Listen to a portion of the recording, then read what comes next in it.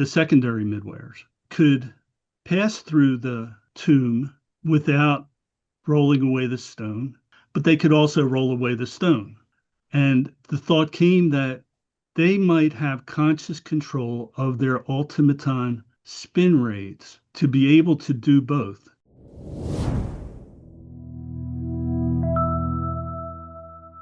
Accelerated Time of the Tomb, a theory of celestial beings in action. You'll hear a mixture of Urantia Book quotations along with a theory about how midwayers and master physical controllers operated in Joseph's tomb on the Sunday morning of the resurrection. Revealed quotes are framed in blue and hypotheses will be in orange.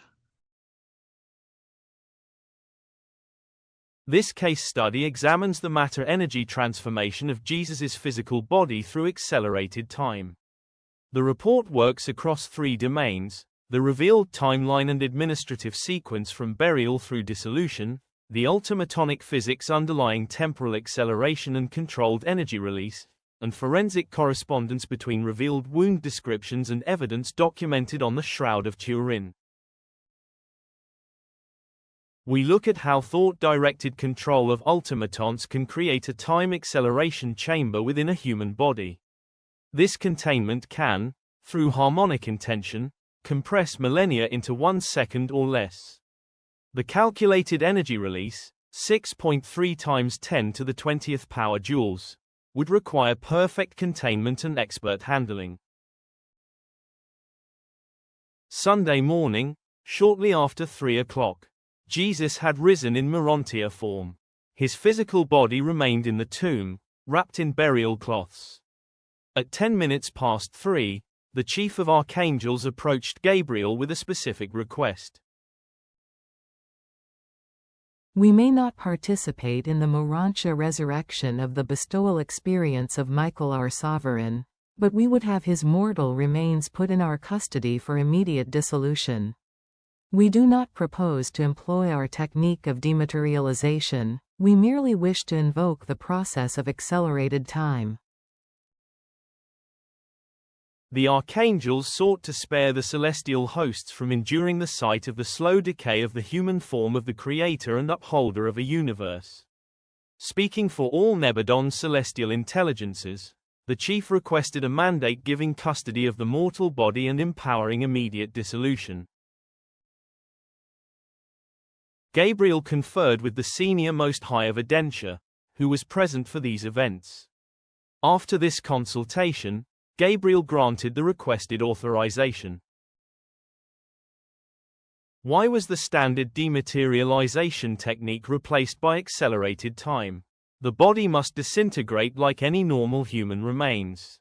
Natural body dissolution could take eons. DNA millions of years old has been discovered by researchers in Greenland. To master physical controllers, speeding up time was a trivial task. The chief said, "We merely wish to invoke the process of accelerated time." What follows is a reconstruction based on revealed capabilities and observed evidence. With custody of the physical remains now transferred from Joseph of Arimathea to the chief of archangels, preparations for the dissolution began. The chief of archangels summoned many of his fellows, together with a numerous host of the representatives of all orders of celestial personalities.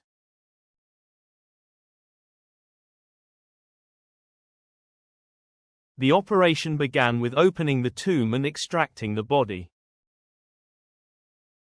By the aid of certain Urantia auxiliary personalities, the Urantia form can be made at one time as of the spirit so that it can become indifferent to ordinary matter, while at another time it can become discernible and contactable to material beings, such as the mortals of the realm. As they made ready to remove the body of Jesus from the tomb preparatory to according it the dignified and reverent disposal of near-instantaneous dissolution, it was assigned the secondary Urantia midwayers to roll away the stones from the entrance of the tomb. When the watching Jewish guards and the Roman soldiers, in the dim light of the morning, saw this huge stone begin to roll away from the entrance of the tomb, apparently of its own accord. Without any visible means to account for such motion, they were seized with fear and panic, and they fled in haste from the scene. The guards were frightened away, perhaps to eliminate them as witnesses and to ensure their safety. The archangels were granted possession of Jesus' physical body, not the burial cloths. This administrative precision matters for understanding what happened next. The midwayers made the bandages permeable to material passage. The body and shroud were removed from the niche through the permeable bandages. In the recess of stone where they had laid Jesus, Mary saw only the folded napkin where his head had rested and the bandages wherewith he had been wrapped lying intact and as they had rested on the stone before the celestial hosts removed the body. The napkin was likely displaced during the extraction and would be repositioned later, after the imaging and dissolution operations were complete. As they made ready to remove the body of Jesus from the tomb preparatory to according it the dignified and reverent disposal of near instantaneous dissolution, the body was transported just outside the tomb, in the garden. This location provided access to planetary energy circuits. The shroud was configured as photographic plates, top and bottom. Midwayers held the shroud corners tightly to maintain optimal imaging geometry, direct body cloth contact, and consistent distance for three-dimensional encoding of a mirror image.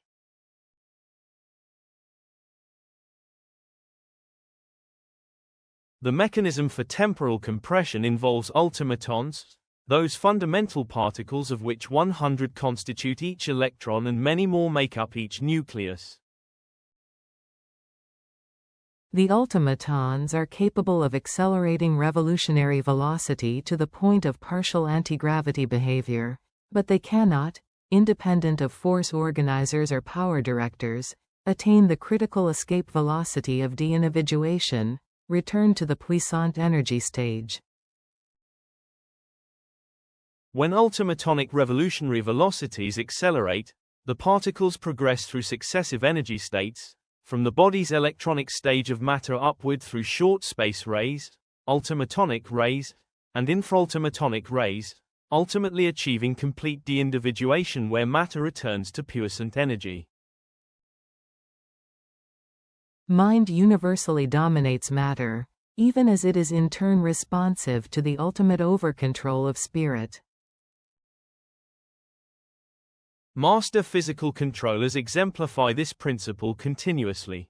They are conscious beings who direct physical reality through thought energy modulation rather than mechanical manipulation. Using their living technology, these beings can synchronize acceleration across the trillions of ultimatons within a human body.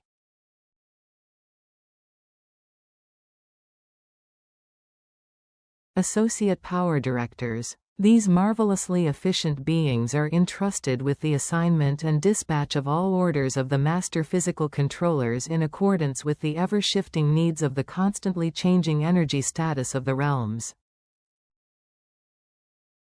The associate power director coordinated the entire dissolution operation, assigning and dispatching the specialized orders of master physical controllers according to the specific requirements of accelerated time dissolution.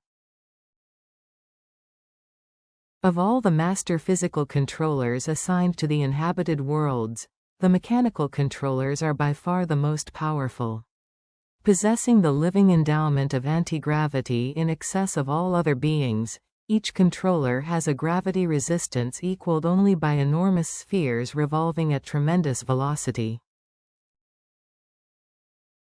These mechanical controllers initiated and sustained the temporal void by synchronizing ultimatonic revolutionary velocities throughout the body's atomic structure, generating localized anti-gravity conditions. The Frandalanks function as living and automatic presence, pressure, and velocity gauges. The phalanx that register time in addition to quantitative and qualitative energy presence are called chronaldecs. Phalanx monitored all energy parameters throughout the operation. Chronaldecs tracked the temporal differential between accelerated void time and external tomb time, ensuring precise control and timing.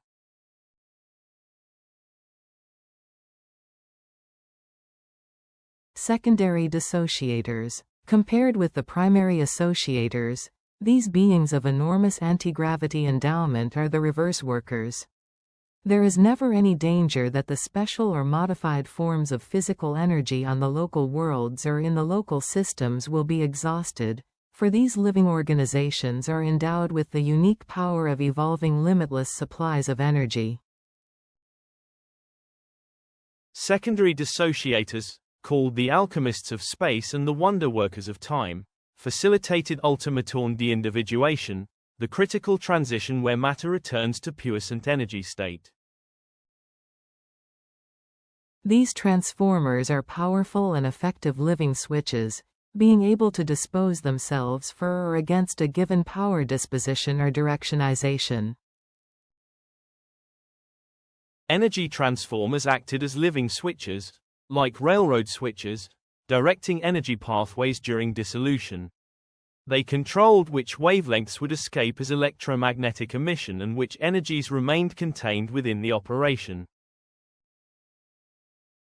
When electrons pass from higher to lower energy levels of orbital revolution, quanta are always given off.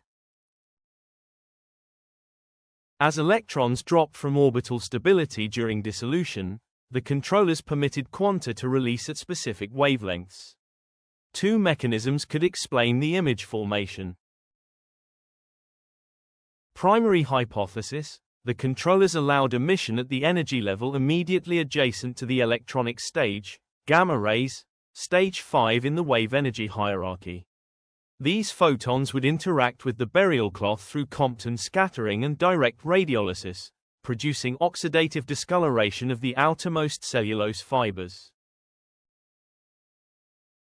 Alternative hypothesis: the controllers could have modulated electron transitions to produce lower energy quanta, stepping down through X-rays to ultraviolet, stage 7. Far UV photons would oxidize the linen through photochemical reaction, a well-documented process in textile chemistry. The ultimaton acceleration caused the electromagnetic flash.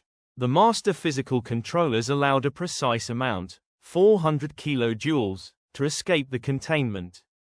This 12 nanosecond pulse oxidized the shroud surface to a depth of 200 nanometers. This was not accidental overflow from overwhelming energy, but conscious documentation. It would have been easier to not have the image. But someone, perhaps Gabriel, authorized its creation as a substitute for normal burial, which leaves bodies.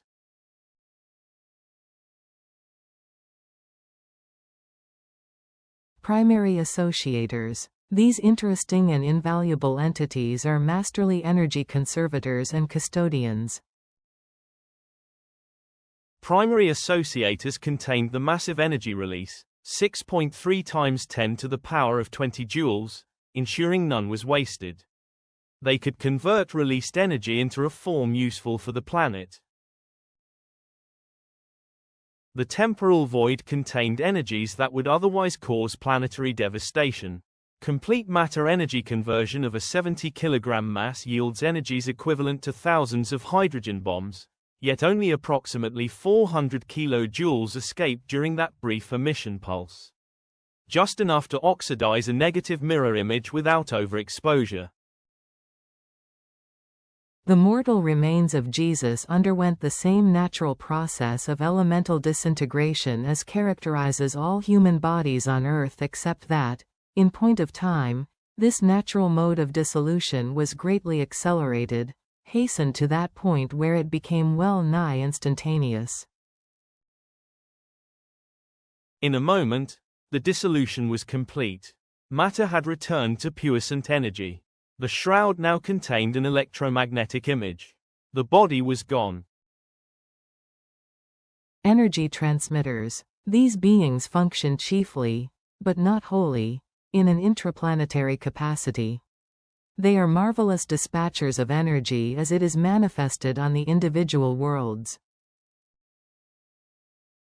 Energy transmitters safely distributed the converted energy through established planetary circuits, potentially channeling it toward the Archangel circuit activation.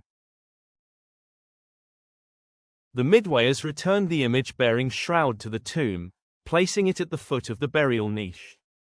They rolled the displaced napkin and positioned it separately. The bandages remained as they had been found, intact on the stone shelf.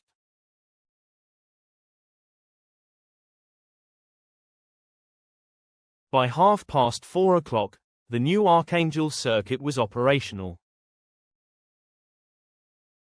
75 minutes after the dissolution, the Archangel circuit operated for the first time. The body's possession had passed from the Romans under Pilate to Joseph of Arimathea, and then by Gabriel's executive order to the archangels for dissolution. Having been granted this custody, the archangels may have directed the massive energy from Jesus's dissolved body toward establishing the Archangel circuit, the permanent communication link between our isolated world and universe administration.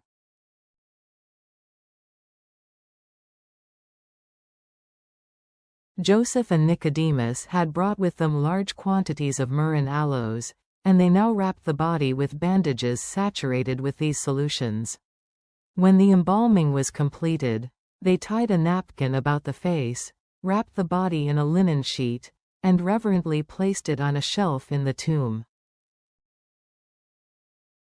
Multiple cloths were involved, inner bandages wrapping the body with myrrh and aloes, a face napkin tied about the head, and a long outer shroud covering the entire body, front and back. The revelation does not mention the Shroud of Turin or any image on burial cloths. However, we can examine whether characteristics of the Turin shroud align with revealed wound descriptions and the electromagnetic effects of the dissolution operation. The Shroud of Turin research project documented in 1978 that no pigments, paints, dyes or stains have been found on the fibrils. The image affects only the outermost 200 nanometers of surface fibrils, with no penetration beyond single fiber depth. Real human blood type AB contacted the cloth before image formation. No image exists beneath blood stains. Creatinine ferritin nanoparticles indicate multiple severe injuries. Elevated bilirubin from extreme trauma keeps blood red rather than turning brown. De Lazzaro and colleagues achieved breakthrough replication using vacuum ultraviolet radiation. An argon fluoride excimer laser at 193 nanometer wavelength produced 0.2 micrometer coloration depth matching the shroud precisely. The pulse required 34 trillion watts for 12 nanoseconds. The researchers concluded, the total radiation power required to color a linen surface corresponding to a human body makes impossible the reproduction of the Turin shroud image by using a single laser, impossible for human technology, but trivial for beings managing complete matter-energy conversion. The Shroud of Turin shows wounds matching the Urantia Papers descriptions.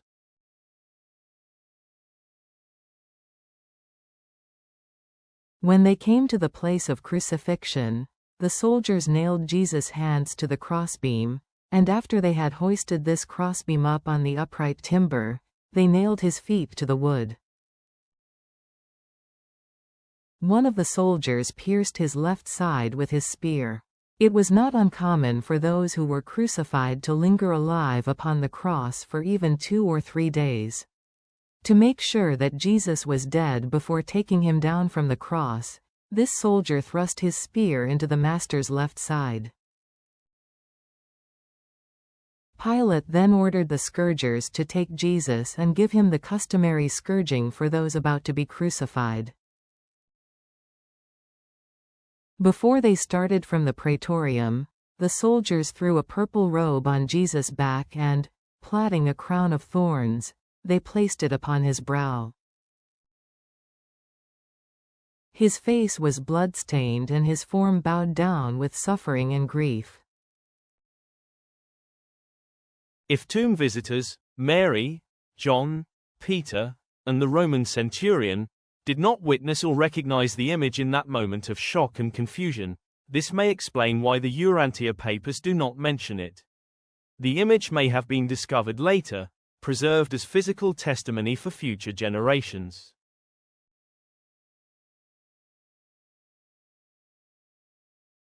A little before 3 o'clock this Sunday morning, when the first signs of day began to appear in the east, 5 of the women started out for the tomb of Jesus. In the recess of stone where they had laid Jesus, Mary saw only the folded napkin where his head had rested and the bandages wherewith he had been wrapped lying intact and as they had rested on the stone before the celestial hosts removed the body. Mary addressed a figure she thought might be the garden's caretaker. When the stranger spoke her name, Mary, she recognized his voice. "Touch me not, Mary, for I am not as you knew me in the flesh. In this form will I tarry with you for a season before I ascend to the Father."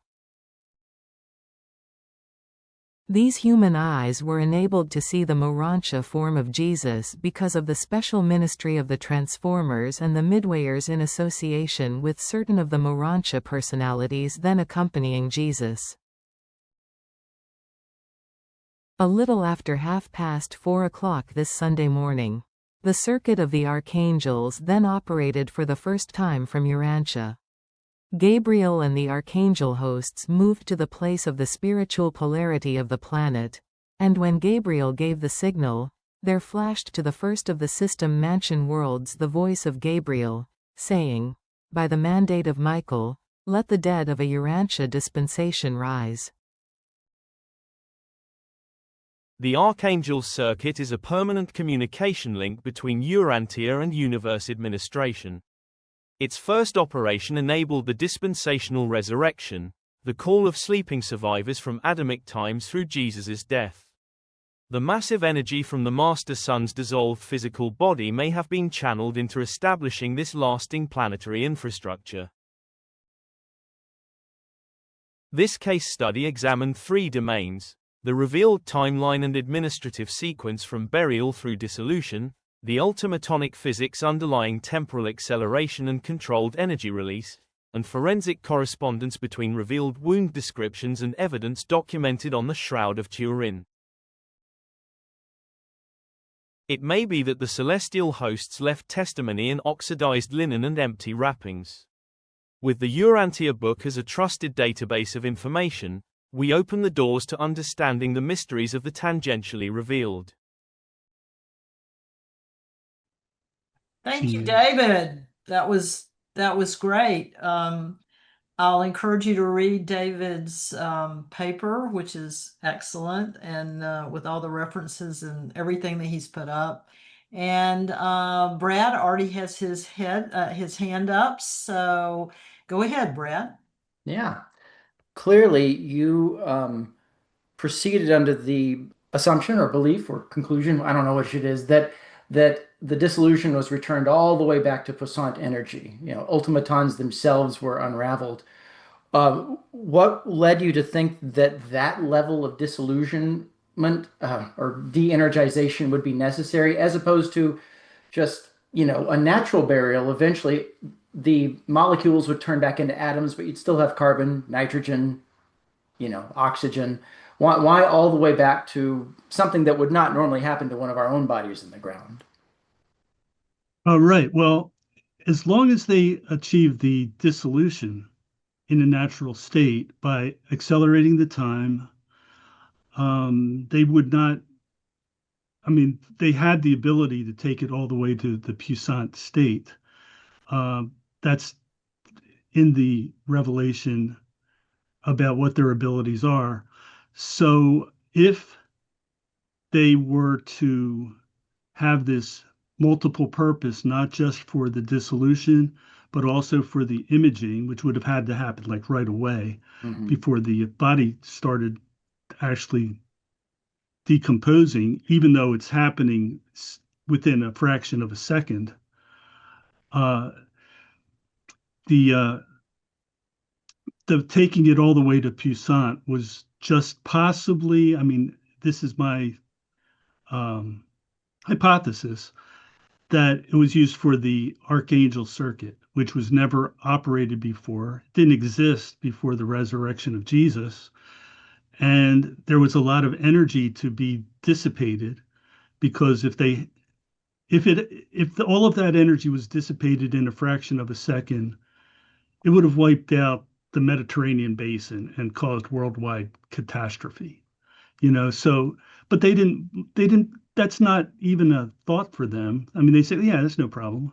We'll Yeah. just accelerate time. And this is probably something they do all the time. They might have done, well, I guess they did do that at Cana for the winemaking. The master physical controllers were present then, if I'm not mistaken. I think so. Yeah. Um, so yeah, they didn't have to. Like I agree, they didn't have to take it all the way, but for normal body decomposition, like it says in the presentation, they found DNA that was intact a million years after it was alive. Right. So now it would not. It's interesting though. It wouldn't have been a consideration if the body was like cremated or thrown into the burial pits. There would be no shroud to do that. But maybe somebody was just thinking at the time, okay, here's what we got. We have to dissolve the body naturally. We have to accelerate time. And while we're at it, since this shroud, I mean, it's a huge piece of cloth. It must have been very expensive. And it was already there. It was already covering the body. And somebody must have said, like, in this planning session that went on between the chief of archangels and Gabriel and the Most High of Edentia, they were saying, well, we could just make an image because otherwise it wouldn't be like a normal burial, which would have a body and DNA, and people can identify it months later that, yeah, that person died. There would be no body. So how would they know? That's the reasoning that I was thinking is why they would make an image in that process. And then the archangels who had, I think they had established their planetary headquarters, or actually their archangels headquarters on this planet, which is kind of an unusual thing too, to have a circuit that's dedicated to planetary communications. And it was used for the first time 75 minutes after the body dissolution. Uh, so why not to take that respected form and change it into something that will be used, even to this day. It's a very imaginative exercise, and you backed it up with some scientific rigor too. I appreciate it. It's given me something new to think about. Thank you. Okay, thanks, Brad. Jeff, you're up. Well, Brad, I'm going to give you something else to think about, and maybe David too. Instead of the injection of the equivalent of 28 megatons of energy to vaporize the material, perhaps it would be the extraction of that energy. In other words, you take all the energy from all the ultimatons and the material components and directly use it for the archangel circuit. What does that leave? Well, it leaves those photonic, i.e., non-material energies that exist in our body. Isn't that interesting? Every cell in our body has two ultraviolet frequencies that are not material, they are photonic. So if you just take all the energy from the body while it's still in the shroud and you direct it to the archangel circuit, slowing down every ultimaton or extracting the energy from every ultimaton. That's a lot of energy. It's that same 28 megatons of energy, but you're extracting it rather than injecting it.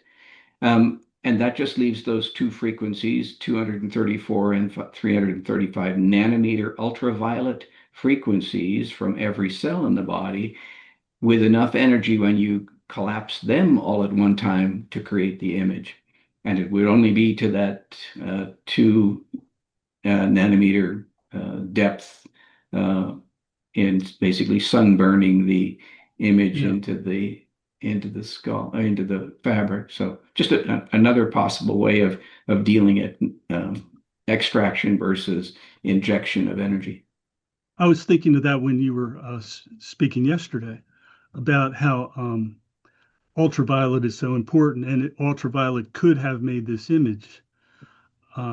So, yeah, the circuit required certain things. It may have been stored separately, or it could have been. I mean, even if it wasn't used for the Archangel circuit, it would have to be used in some way for the planet, just like a body can be used in the to grow plants. You know, not that that's like a thing, but it's so yeah, there is this is a hypothesis, and I think that it's all about ultimatons and how the master physical controllers have the ability to change the spin rate of ultimatons by harmonic thought. They just want to.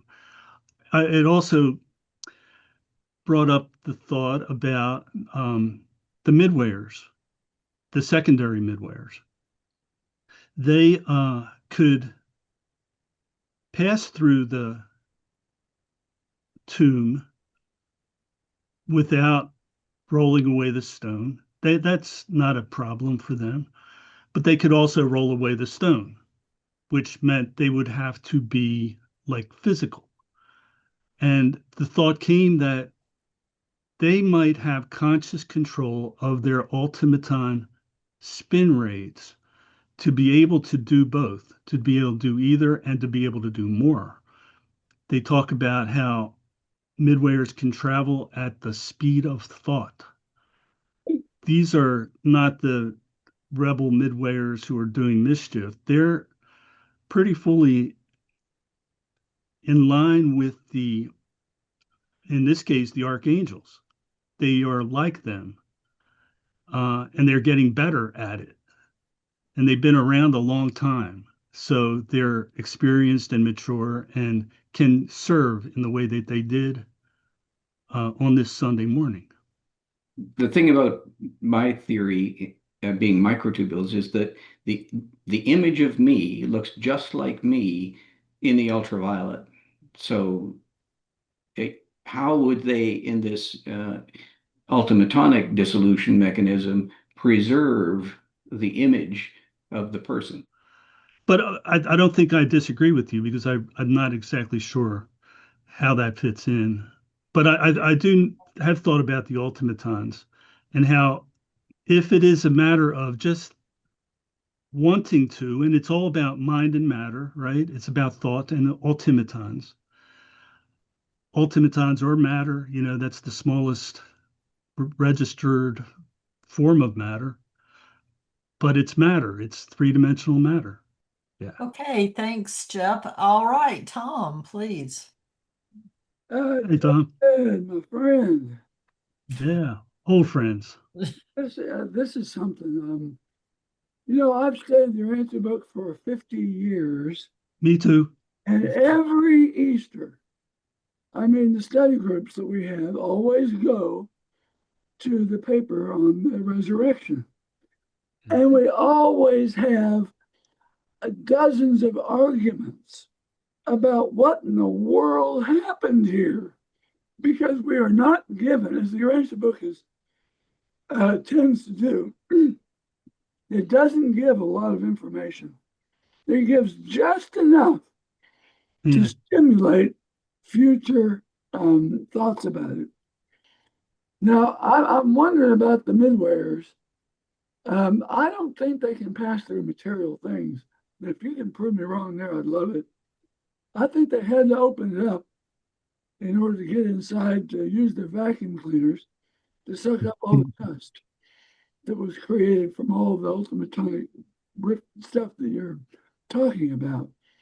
So, I mean, otherwise, the archangels can certainly get in there, and the angels can certainly get in there without that tomb being opened. But maybe they opened it just so that the apostles and the women could actually go in and see what happened. They didn't need to open it.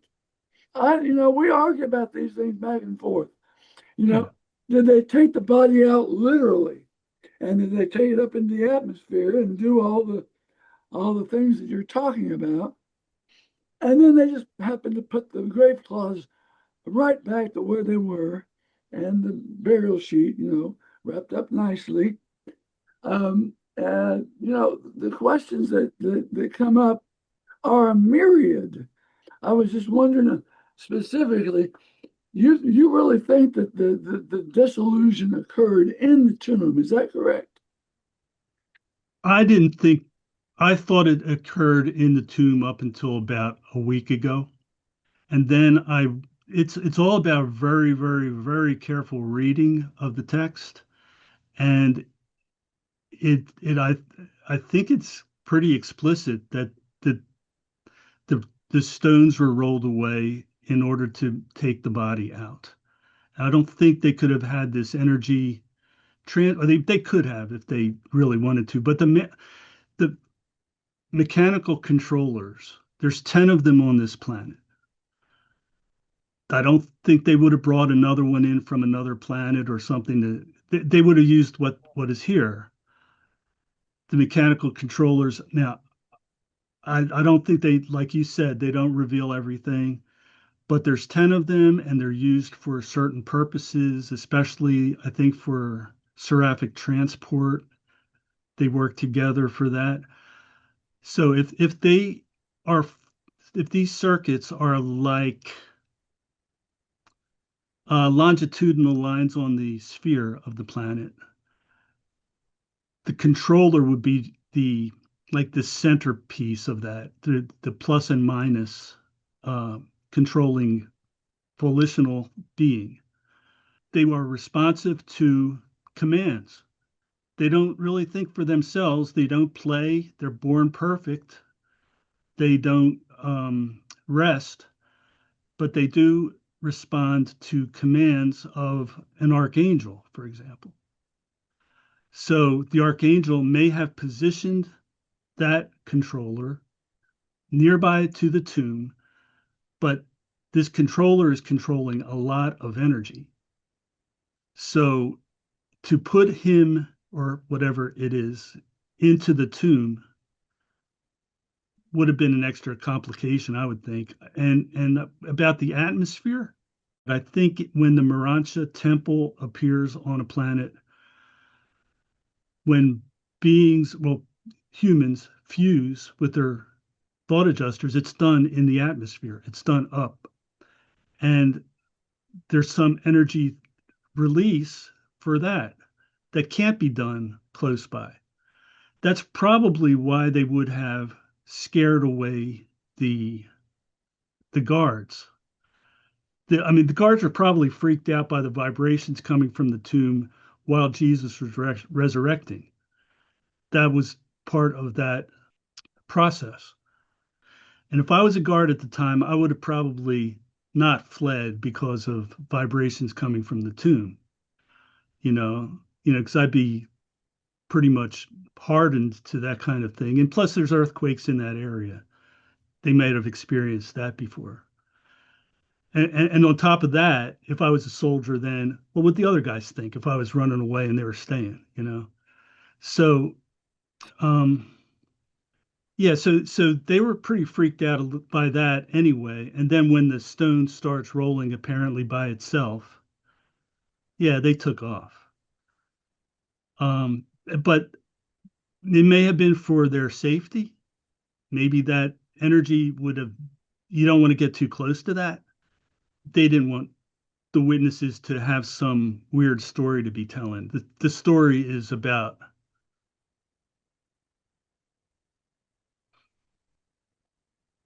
sorry. Well, you'll know what the story's about. Don Crownover asks, David, you suppose this process of dissolution could be reversed? From this presentation, I can see a crystal cave on Salvington holding the uncorrupted body of Jesus, just as a 3D replica from the Shroud has now been created by humans. Well, we'll find out about the Michael Memorial Yeah, on right, the in the next days of our life.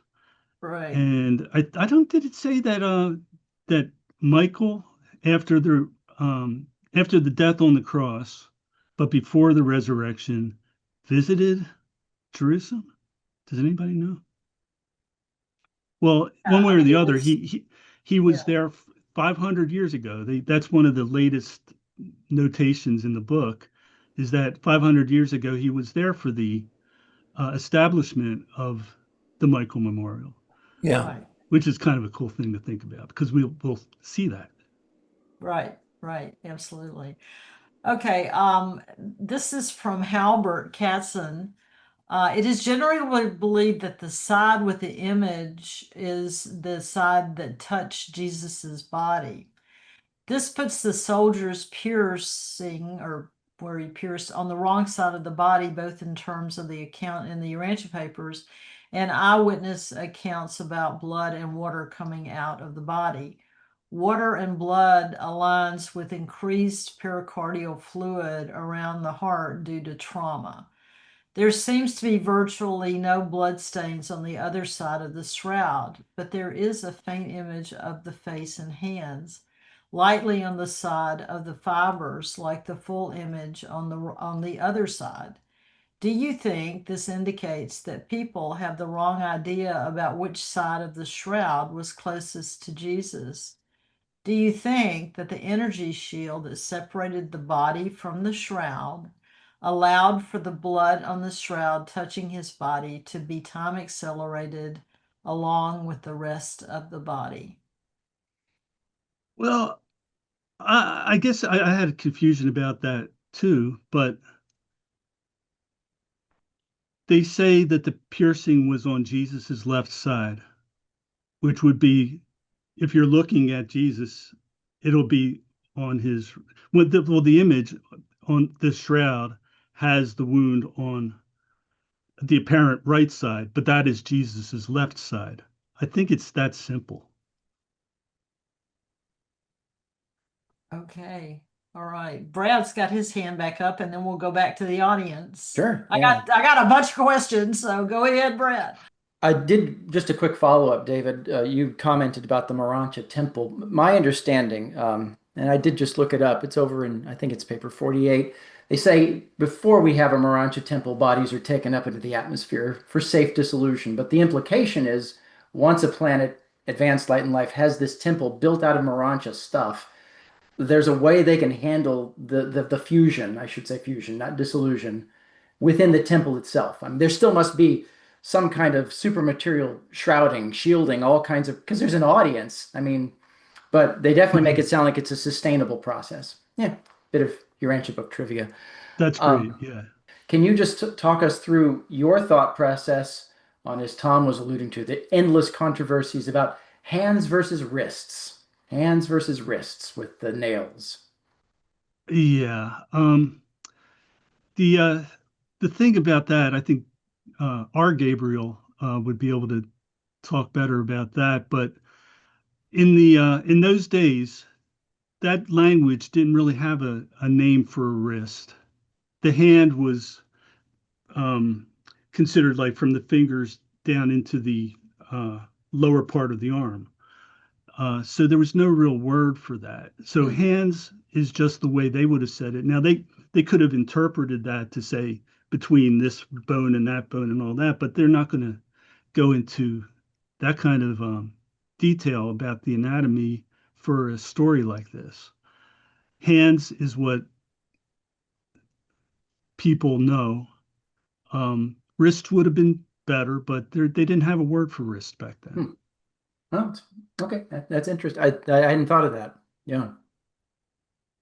You've kind of already addressed this, but it's obviously a topic that people are interested in. And one of the best formulations of a question is from Kent Johnson, which says, first of all, he thanks you, excellent information. Would you elaborate on why the stone needed to be rolled away? Well, this was like an amazing process to think all this stuff out. I had a totally different reason in my first draft, probably, where I thought they would have to roll away the stone because the body became a containment for a void. And near instantaneously, that void collapsed. And so that all of this, what once was matter, slammed down and became almost within a fraction of a second gone. And that would have caused like a vacuum and could have disturbed either the burial cloths, the wrappings, which stayed intact, or it could have just brought down the tomb, because I just don't know how instantaneous that would have been. But now I'm thinking that since the book, as I interpret it, says that the stone was rolled away because they couldn't take the body out without rolling the stone away. That makes me think that it's about circuits, the mechanical controller's circuit that would be involved in this. And I think it's like the energy transformers, whichever ones are called living switches. I thought it was like on and off switch, but then I remembered they have railroad switches, which the lines go in one way, but the switch will take it in another direction. So I think it's channeling energy into the way they want to use it. So that's my favorite theory now. It could change, but that's kind of what I'm thinking.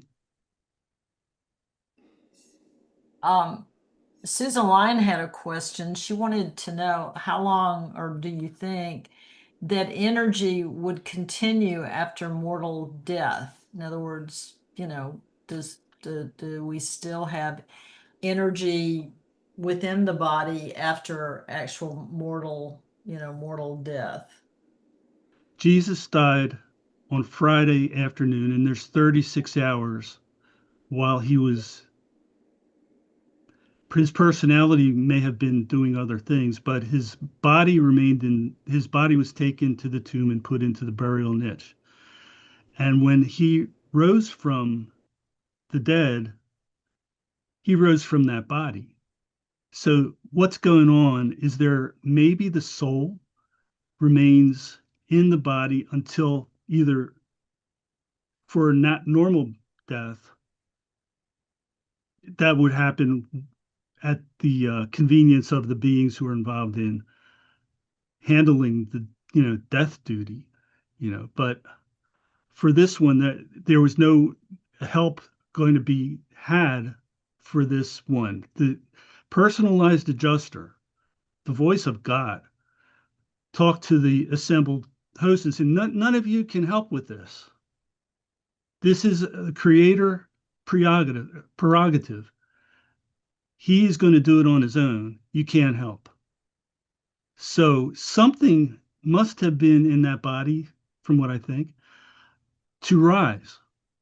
Was that the soul? Was that the Urantia soul of Jesus that rose from that, went through the closed, sealed tomb, and then was able to do some universe business, and he got to speak to Mary, his friend. Okay, Andre's got his hand up. So Andre. Hey, Andre. Yeah, it's fascinating presentation. This has kept humanity occupied for more than a millennium, I think. Absolutely. On this topic, I have a dear friend, my good friend Roger Bassett, a longtime Urantia book reader, has made a series of paintings based on the Shroud and was involved with some of the people at the Air Force Academy when they were doing all those extensive studies down there. So he's been very, very interested in it. And I know he believes 100% that the Shroud is what it is. So just to clarify a couple of things, the guards ran because of the millstone, not because of the vibrations. Right. It was the millstone apparently moving of its own accord. I don't know why that freaked them out, but apparently that was enough to freak them out. The vibrations would have come before that, and that probably got them thinking and talking. Well, they say vibrations, but were they material vibrations? And there's a lot of things that are unusual. Like, for instance, nobody questions the whole idea of the mechanical controllers being involved in seraphic transport. But why do spiritual seraphim require mechanical controllers? That's nothing that's ever been addressed. Why? Well, it won't be addressed here by me. No. No. Exactly. So there's a lot of things that are mysterious. The other thing, this idea we're treating this loss, the dissipation of energy through the process of accelerated time, very much as though we're dealing with an E equals MC squared kind of phenomenon. And I'm wondering if that's just an assumption we're making and that there isn't something else that was going on, of this body that was outside the tomb. Furthermore, we're never told that the shroud is taken out there, but this is an assumption that is being made because we're taking for granted that the energy transfer onto the shroud would have to be from this process of dissolution, which, the fact is, if you arrange a story just the right way, your audience will fill in the blanks in such a way that it has to be a certain way. In fact, this is the great thing about mystery writers, right? Mystery writers are good at this literary sleight of hand that gets you thinking, it's got to be Professor Plum with the wrench in, the kitchen. And instead, something else, there's a different thing going on. I don't know what to make of the Shroud. I've maintained an open mind to both the null hypothesis that we just really don't know what this is, but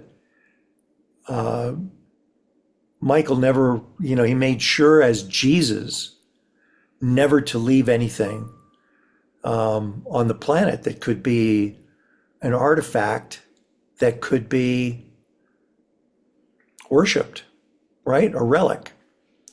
So that's the null hypothesis.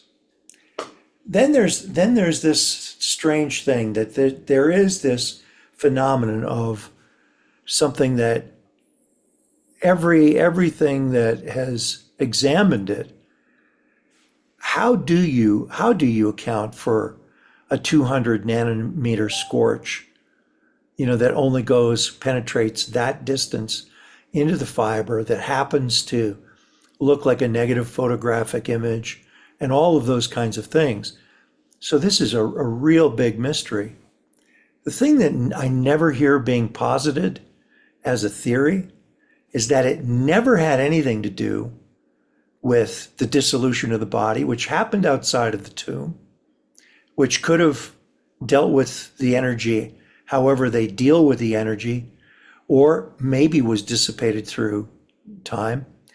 And was it the possibility that now the supreme sovereign, who had the ability to make whatever choice he made, had made a decision as the supreme sovereign to leave an image of himself on the cloth through some strange thing. They don't know, right? The revelators themselves do not know why there were intense vibrations.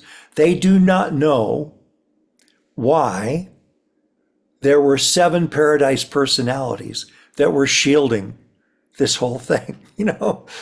It's like never mind, I'm not going to go there.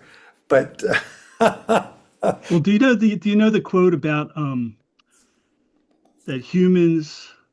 It was in a list that part of what it is to be human is to discover mysteries. I don't know the exact quote, Okay. but certainly you could just refer back to paper 115, section 1 on universe time, universe frames of reference, right? Because we abhor a vacuum of knowledge or anything. Yeah. So I guess my only thing here, let me pose a question to you, because it is an interesting question. Why do you think that the shroud has taken on these fantastic proportions? Well, you mentioned about leaving no relics, and I think that was due to his mandate. That was decided before he even came here, when he was discussing this, I think, with Emmanuel, his older brother. Yeah. Yeah, and they said that he would not. I mean, he would just write in the sand to prevent having writings, but he didn't prevent his apostles from writing. And I think Matthew was a good chronicler of what was going on. And he even mentioned that earthquake about. That's why I thought it might be more intense than just vibrations that couldn't be heard. Uh, so that was the mandate. But when did that mandate end? Did that end on the cross? Did that end at resurrection? Both of them had occurred already before Sure. dissolution. And Gabriel, I mean, he was kind of in charge. The personalized adjuster was in charge of the whole operation and all celestial personalities present. But there's this conversation between Gabriel, this senior Most High of Evidentia, and the chief of archangels, talking about all this stuff and making plans. And all this is happening what we would think of as a fraction of a second, perhaps. But to them, they probably it's probably different for them, right? Oh yeah. Yeah. Yeah. As universe sovereign, the master can do anything now, and it'll be right. He put down councils of 24 and various sized commissions on the other worlds as their governments, and it's right for him to do so. There are all kinds of things that are happening now in the local universe that are right. He could have a teacher son come as the next son, and it would be right if he chose to have that happen in this world. And that's why I think some people have speculated. My question is, we know that, God will never do the ungodlike thing. If the shroud is what it purports to be, why was it the godlike thing to leave the shroud here? That question has to be answered. It's an object that is there, and people will see it, and it's evidence that Jesus was there. But I don't know if that's the correct answer. Yeah, it's a wonderful topic, and I always love the way your mind works. It's great. Feelings mutual. Okay, Jeff Taylor's got his hand up, and then I have a question from the audience. Yeah, so thinking about this process, and I think the image is there to make us think, and we're certainly doing that over and over again.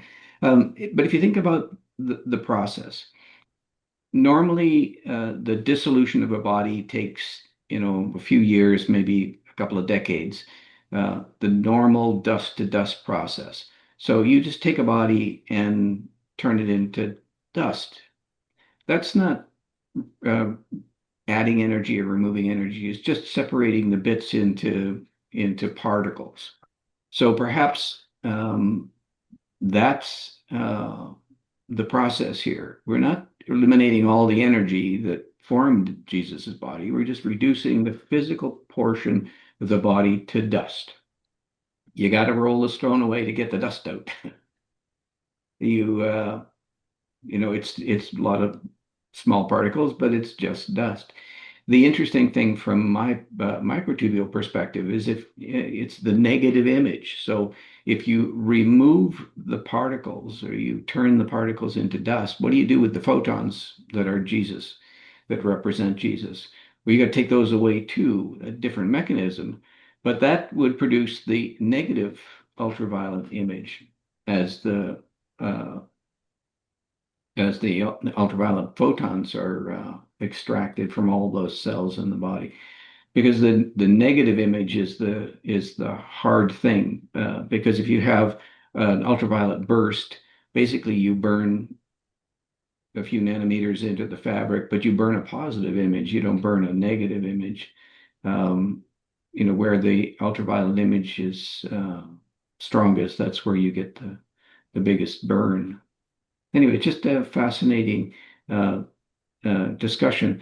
And I don't think we should confuse it with fusion. Fusion is a totally different energy exchange mechanism. They are extracting the photonic energy from the person and basically spontaneously combusting the available energy. Not like human spontaneous combustion, but basically the removing all the energy involved in the material matter. Brad's got his hand up. Yeah, just a quick technical follow-up to Jeff was talking about, well, what if the whole thing had been kept at what we'll call the electronic level, just atoms? I think you would still, if it was just dust, you'd still have to account for was the Gibbs free energy, like the actual chemical bonds, the reduced carbon. And I have a memory of once calculating this. It's a human body. Sorry, it's a little grim, but it's like 6 gallons of gasoline for your car. Like there's that much energy in a human body from just pure combustion. So you would still have to. That's not as much as E equals MC squared, but it's not a walk in the park either. And then it's probably my last comment given the time, but I did want to note at the end of the section, which is called the material body of Jesus, like it is a section that is evoking material concepts. And maybe this is what maybe was getting David, you kind of, I think I sensed a lump in the throat. Like they end it with the true evidences of the resurrection of Michael are spiritual in nature. So even though the midwayers spend a whole section talking about his body, they're wise enough to end it because they know of our material proclivities to lift us up and say, remember, this is spiritual truth that's being conveyed, even though we just talked about material facts. Right. Yeah. The master physical controllers wouldn't get all, choked up about anything. They're out to do their service. They're That's doing their right. job, Yeah, you right. know. But and to talk about this, you have to sort of step back and from the horror. I can't even talk about it. The horror of what happened on the cross and the glory of what happened beyond the cross. That's that's for us when we read the book ourselves or we talk about it in study groups or um but to be in a scientific symposium, I tried to keep it to the level of what might have happened. And I tried to make it very clear that my hypothesis is different than my orange boxes were different than the blue Urantia book boxes. Good on you. I appreciate what you did, and I appreciate, to God be the glory. We're all here because of the spiritual realities at play in all this too. Right. Amen. Yeah.